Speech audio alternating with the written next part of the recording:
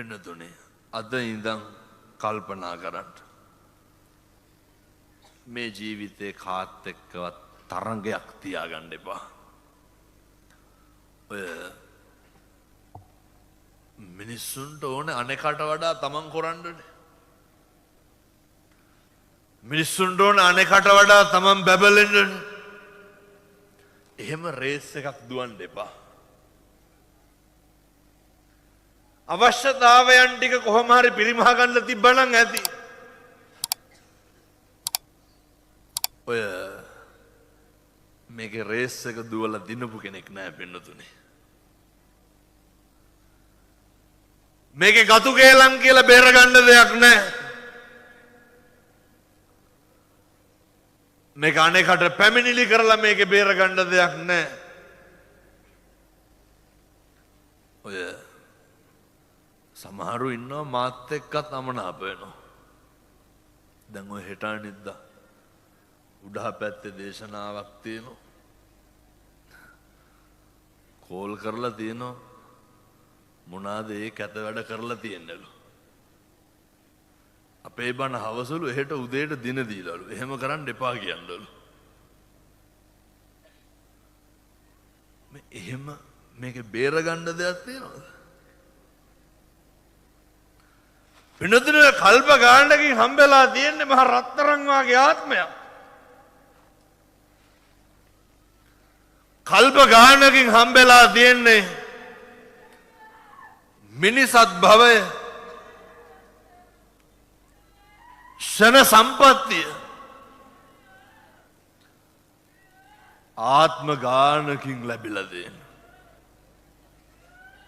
එනිසා සියලු දෙනාම කල්පනා කරගන්න ඕනේ. මේ ලැබුණු මිනිසත් භවය ඔය නිස්කාරණේ නාස්ති වෙන විදිහට ජීවිතේ එකදු කටයුත්තක්වත් කරන්න එපා. මොනාගෙන්ද පින්නතුනේ මිනිසත් භවයේ නිස්කාරණේ නාස්ති වෙන්නේ? මිනිසත් භවයේ නිස්කාරණේ නාස්ති වෙන්න බලපාන මූලිකම කාරණය තමයි කිසි කෙනෙකුට හිතාගන්න බෑ මොකටද අපි මිනිස්සු වෙලා ඉපදුනේ. කිසි කෙනෙකුට හිතාගන්න බෑ මිනිසත් භවයේ තුල අපි ඔය නිකමටවත් හිතෙන්නේ නැද්ද ආය මිනිස්සු වෙලා උපදින එකක් නෑ කියලා? මං අහන්නේ බයක්වත් හිතෙන්නේ නැද්ද? නිකමටවත් හිතෙන්නේ නැද්ද? ඔය හැම ඕන තරම් අත්දැකීම් තියෙනවා පින්නතුනේ. ඔය මට මතක නෑ කොහේ හරි පිරිත් කියන්න ගිහිල්ලා පිරිත් කියනකොට කියනවා මේ ඔය දරුවන්ට කෑ ගහනවා ජනෙල් වහපියවලු. ඇයි ඒ? ගින්දර සැරෙනවලු. බෙරිහන් දෙනවා ඇඳ අල්ලගන්න කියලා. ඇයි ඒ? අර පෙරලෙනවා වාගේ. සමහරු කියනවනේ අර දැන් දොඩවනවා කියලා. කතා බහ නැහැ, කන්නේ බොන්නේ නැහැ, දැන් ටිකක් දොඩවනවා කියලා කියනවනේ. වෙනදුනේ දොඩවනවම නෙමෙයි. පණ අදිනකොට එහා පැත්ත මෙහා පැත්ත පේනවා. මං ඒකයි කියන්නේ ඔය හරි අමාරුයි පින්නතුනේ ඊළඟ ආත්ම භාවයේ මිනිසත් භවයක් ගන්න. අර බුදුහාමුදුරු ආනන්ද හාමුදුරුවන්ට දේශනා කරනවානේ.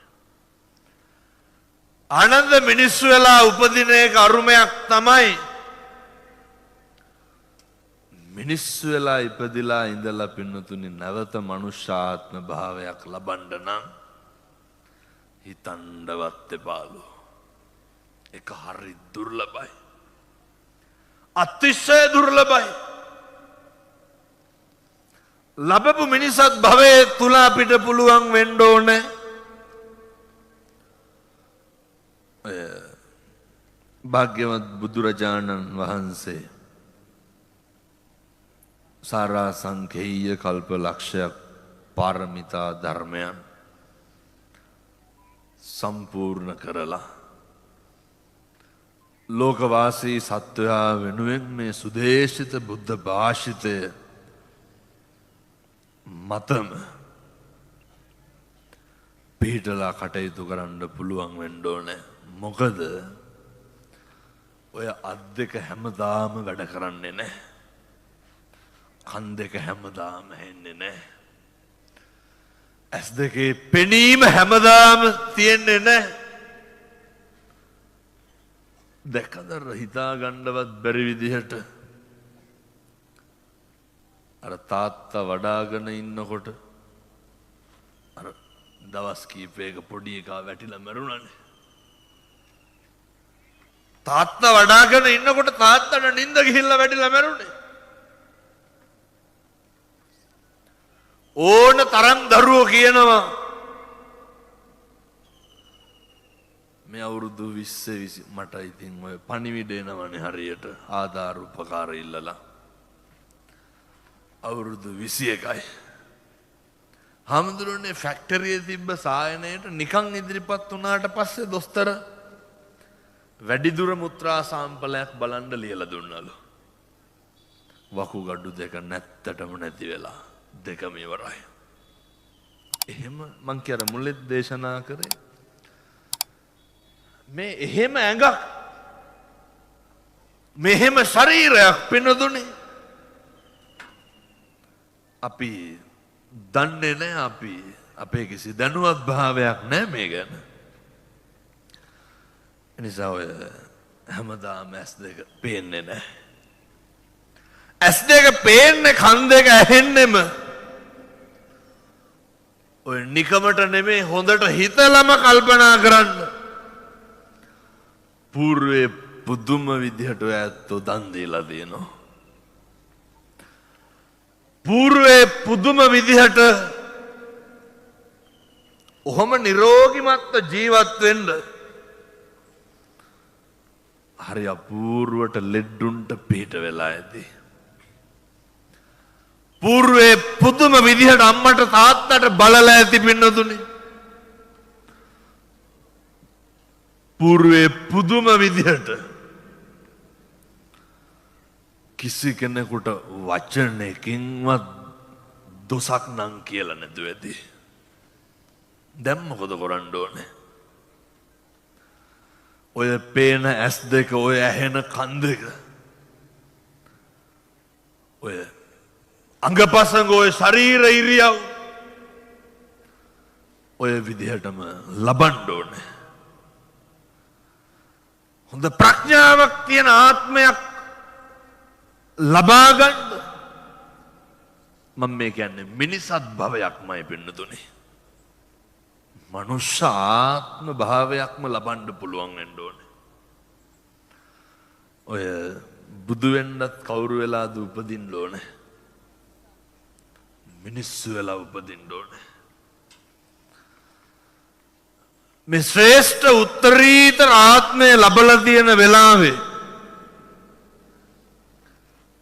මිනිසත් භවයේ කෙලසෙන දොරටු 3 පරිස්සමට තියාගන්න. ඔය හිතයි කයයි වචනයයි හරි හොඳට පරිස්සම් කරගන්න පින්නතුනේ.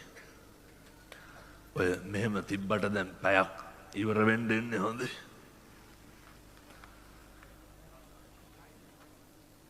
මේ බොහොම කෙටි කාලය තුල බොහොම පුංචි කාලයක්නේ අපි මේක ජීවත් වෙන්නේ.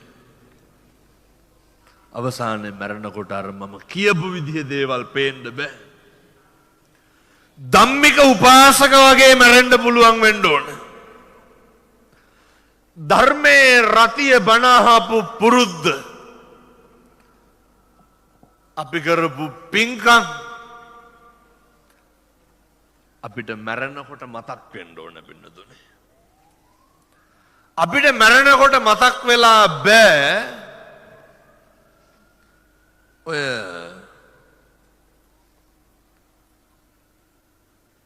මං කියන්නේ කියපු කුණුහරුපයක්වත් මරනකොට මතක් වෙන්න එපා කියලා. ඇයි? කුණුහරුප කියලා තියෙනවද නැහැ? නැතුව ඇති. ඔය නිකන් ගයින්නකො කීපාරක් විතර කියලා තියෙනවද කියලා. කුණුහරුප පළලා ඇතිනේ පගෝති ගණ. පතන්ඩ මැරෙනකොට නම් මතක් වෙන්න එපා කියලා. හේතුව තාතෝ කියපු එකේ ඉඳන් මතක් වෙනවා. ඔව්ව කවුද දරා ගන්න ඕන? ඔක තමන් දරා ගන්න එපා. මන්නම් කියන්නේ බල්ලෙකුට පූසෙකුටවත් හිරිහැර කරන්න එපා කියලා. බොරුවක්වත් කියන්න එපා. ගැටලුවක් නම් ඇති වෙන්නේ, ප්‍රශ්නයක් නම් වෙන්නේ, මිනිස්සුන්ට පීඩාවක් නම් ඇති වෙන්නේ. දැන් ඔය සේරම දේවල් මම මුලින්ම දේශනා කරා. හරි අපූර්වට පෙළගස්වන්න පුළුවන් තැනක් තමයි අපේ ගෙදර කියලා කියන්නේ. ඔයත්තුන්ට මේවා කියනකොට කලකිරෙන්නවත් අපිරිය වෙන්නවත් හේතුවක් නැහැ. මේවා කියනකොට මේ ගෙවල් වල සනසීමෙන් ඉන්න බෑනේ කියලා හිතෙන්න ඕන එකක් නැහැ. පින්නත් අපිට ඇති වෙන්න ඕන වෙන මොකවත් නෙමෙයි. දැන් කොහොමද ගෙවල් වල සනසීමෙන් ඉන්නේ කියන එක. ගෙවල් වල කොහොමද මේ මෛත්‍රිය ප්‍රගුණ කරන්නේ? මේ ගෙවල් වලම කරන්න. ඔය මහ දෙයක් නෑ අම්මා තාත්තා හොඳට කතා බහ කරලා ඉන්න. ඔය කුණහරුප කියන්න බයින්ද යන්න එපා. දරුවන්ට හරි ආදරයෙන් ඉන්න. සතා සිව්පාවට ඉඳන් කරුණාව මෛත්‍රිය දක්වන්න. මම යෝජනා කරන්නේ පින්නතුනේ පුළුවන් නම් ඔය කටවල් පරිස්සම් කරගෙන ඉන්න. කියවන්න කලින් දෙපාරක් විතර හිතන්න බලන්නකෝ. ඔය මණිකාර කුළුපගති සාමුදුරුවෝ අර මරුවත් පාපයක් නම් කරගන්නේ කියන තැන හිටපු උත්තමයෝ. මරුවත් අකුසලයක් නම් ජීවිතයට ලං කරගන්නේ කියන තැන හිටපු උත්තමයෝ. එනිසා ඔය ජීවිතේ කරුණාවන්ත මනුස්ස විදියට ජීවත් වෙන්න. ඉන්ද්‍රිය සංවරය හරි වටිනවා. ඉන්ද්‍රිය සංවරය අත්ත සම්මා පණීදිච තමා මනවින් පිහිටුවා ගන්න. ඒ සඳහා අවශ්‍ය ධෛර්යය මේ සියලු දෙනාටම ලැබේවා සාදු කියලා පතන්. බොහොම පුංචි දෙයකින්වත් අර අනෙකට කිසි දෙයක් නැති කරන්න එපා. මම දැකලා තියෙනවා පින්නතුනේ දැන් පුටු දාලා තියෙනවනේ ඉඳගන්න බණ පිංකම් පොළවල් වල. පන්සිල් ගන්න නැගිට්ටාම පුටුව උස්සනවා. මගේ මේ දෑහැට දැකපුවා මම මේ කියන්නේ. මට ඉතින් මේ උඩ ඉන්නකොට පේනවනේ පිටිපස්ස. පන්සිල් ගන්න නැගිට්ටාම පිටිපස්සේ පුටුව අරන් යනවා. අය කොහෙන් නිවන් දකින්නද පින්නතුනේ? නේ දැන් මේ තැන්වල එහෙම හොරකම් කොච්චර වෙනවද මේ වගේ පින්කමක් කරනකොට?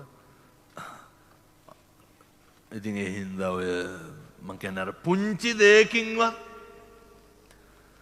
මිනිසත් භවය කෙලස ගන්න එපා.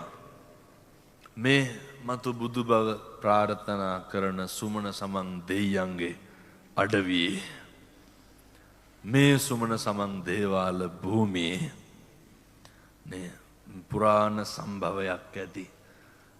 අතීතේ ඉඳන් මෙතෙන්ට ඇවිල්ලා ගිහිල්ලා ඇති ආත්ම ගානක බැඳියාවක් මේ භූමියට ඇති.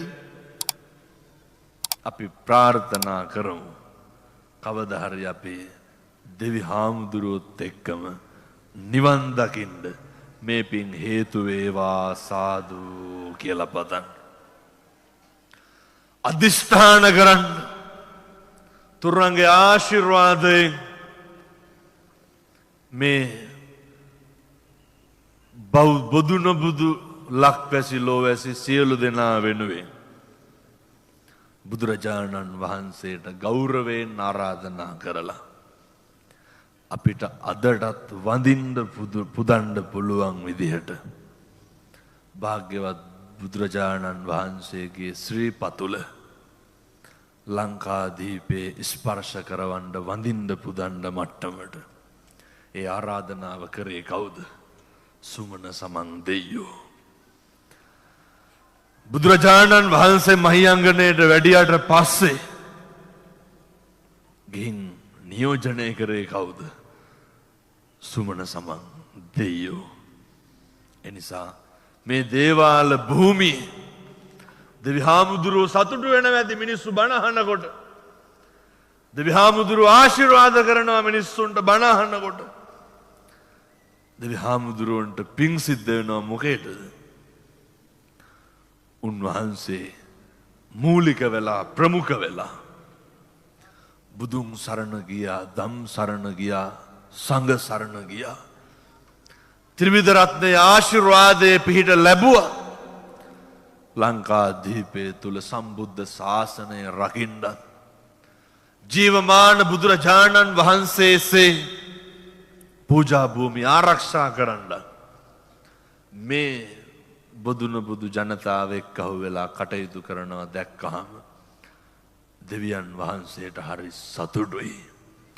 දෙවි හාමුදුරුවෝ ඇත්තන්ට ආශිර්වාද කරනවා.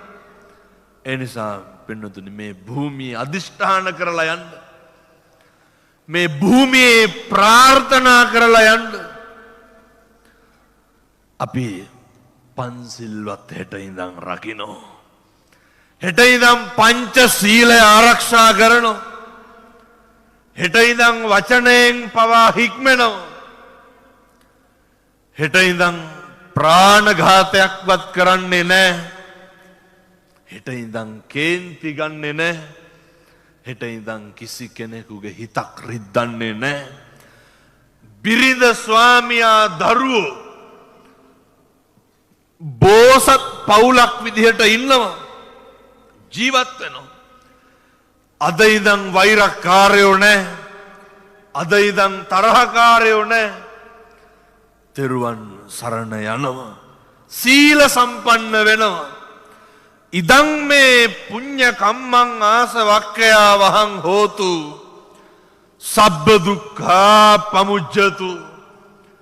මේ පින්කම් වල අවසානයේ කෙලවර නිවන් දකින්න යන ගමනේ චතුරාර්ය සත්‍ය ධර්මය අවබෝධ කරගන්න මේ ලැබූ මිනිසත් භවය අර්ථවත් කරගන්න ශක්තිය ධෛර්යය ලැබෙන්න නිවන් දකින ආත්මයේත් එක් දුගතිය නොයිපද සුගතිගාමී වෙන්න අකල් මරණයකට සා පිපාසාවකට ගොදුරු නොවෙන්න වැළඳී තිබෙන කාය පීඩා චිත්ත පීඩා දුරු වෙන්න සීල සම්පන්නව සත්පුරුෂයෙක් විදිහට ජීවත් වෙනවා.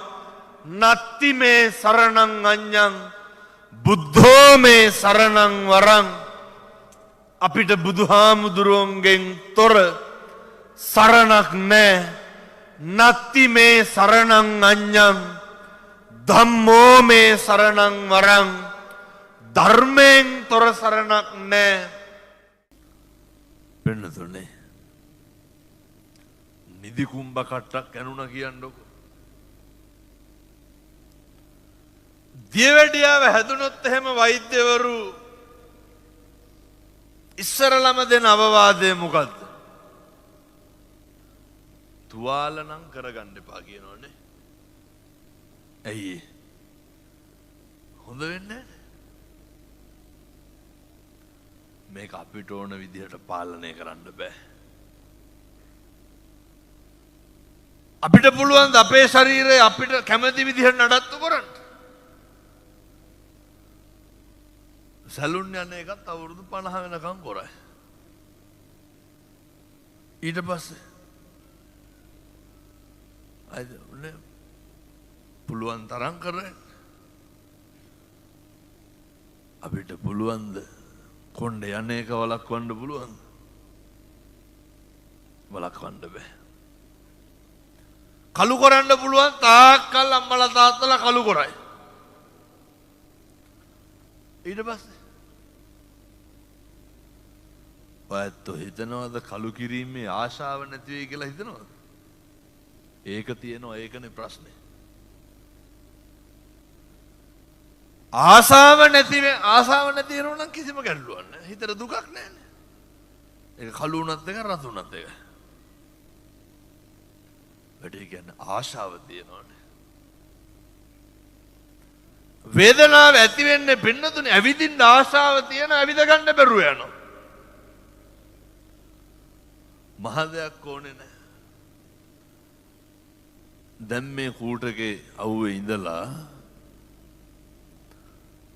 දැන් නැගිට්ටත් කුරුම්බා ගෙඩියක් බොන්න හිතෙන්නේ නැද්ද? කියන්නේ නෑ හාඳුරු නැති තිබා ඇති කරනවා කියලා. ඒක හරි ආසයි, ඒක කැමැති, ඒක ඌමනයි.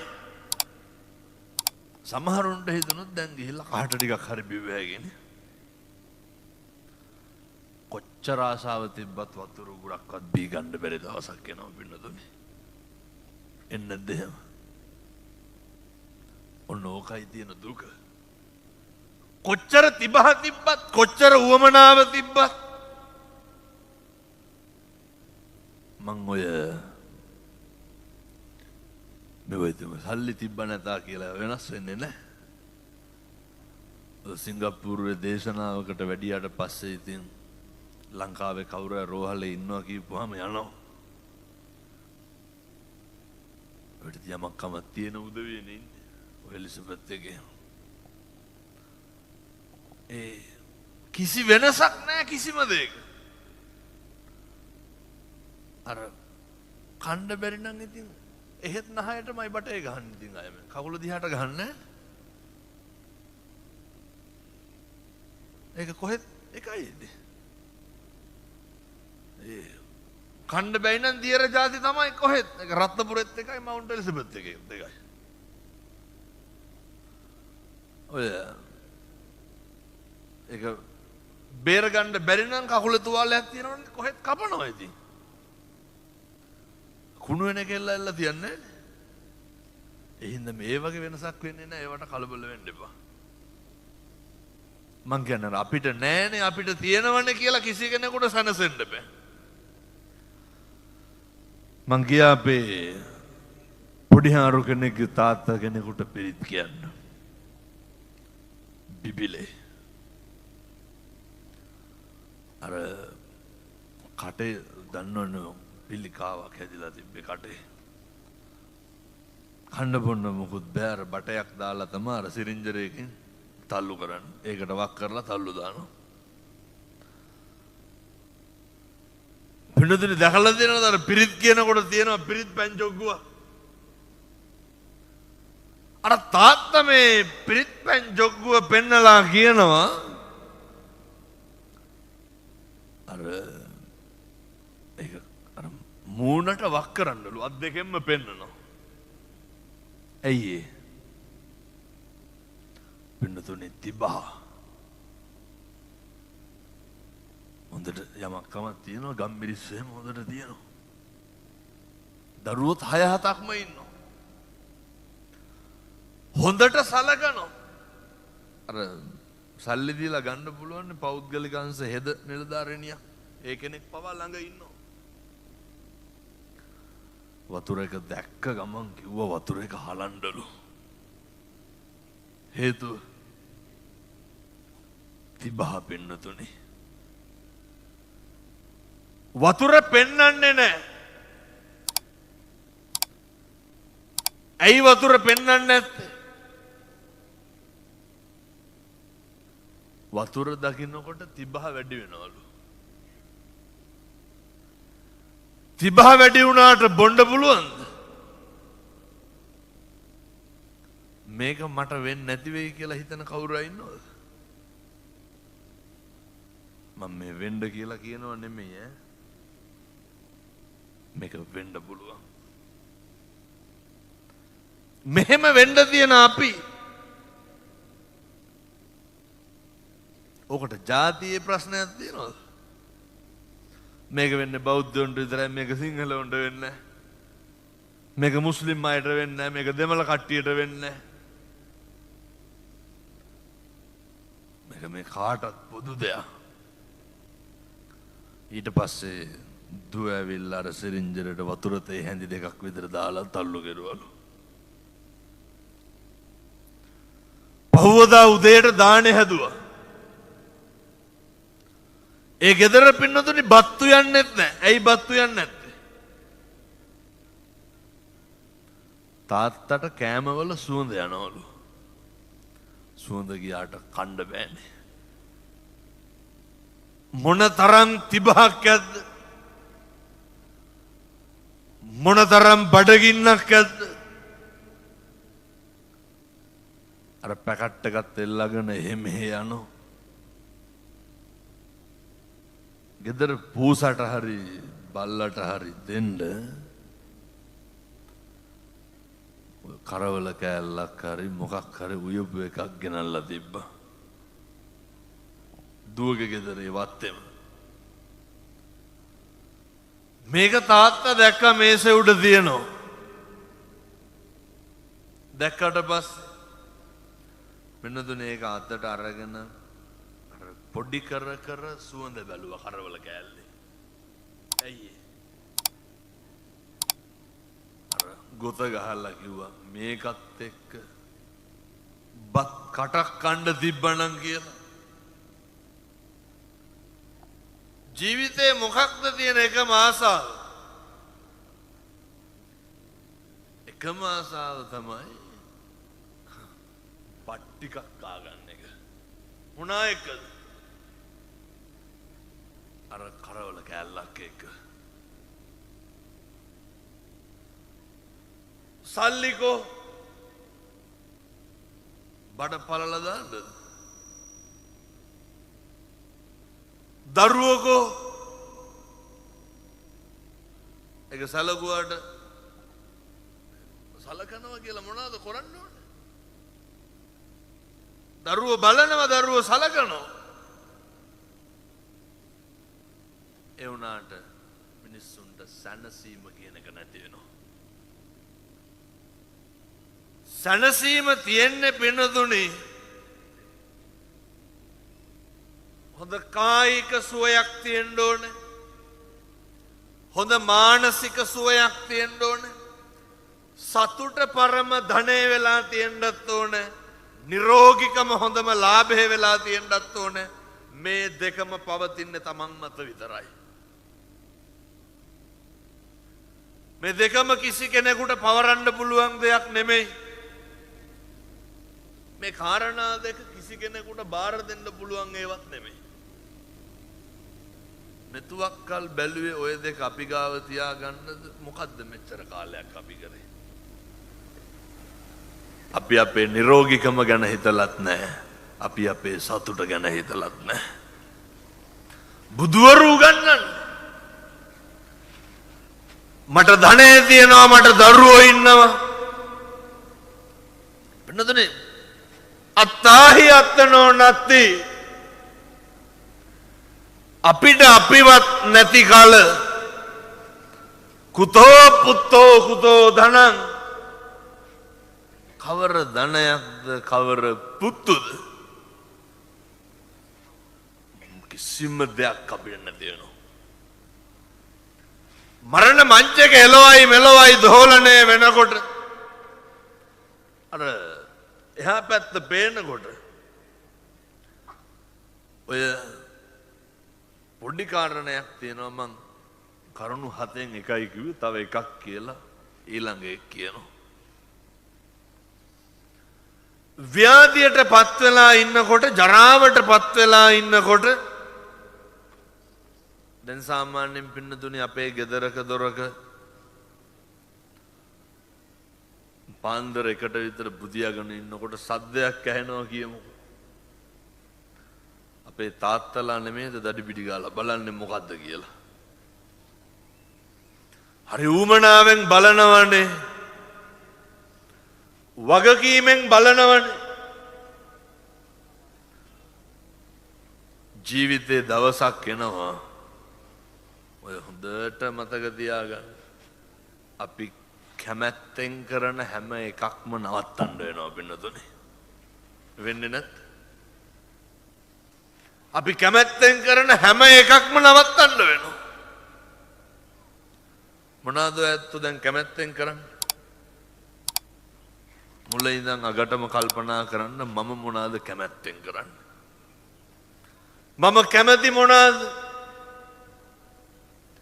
අද එන්නකොට බැලුවේ නැද්ද ඔය ෂර්ට් එකේ ඉර එහෙම හිටලාද මැදලා තියෙන්නේ කියලා? අරගෙන බැලුවේ නැද්ද මේක අඳිනවද වෙන එකක් අඳිනවද කියලා?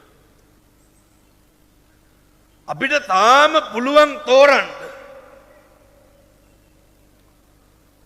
ඔය දේවාලයට යන හින්දා වැඩිය ඔය කනක රාබරණ එල්ලගෙන බෑ ටිකක් සරලව එල්ල ගන්න ඕන චාම්ම කියලා බැලුවේ නැද්ද?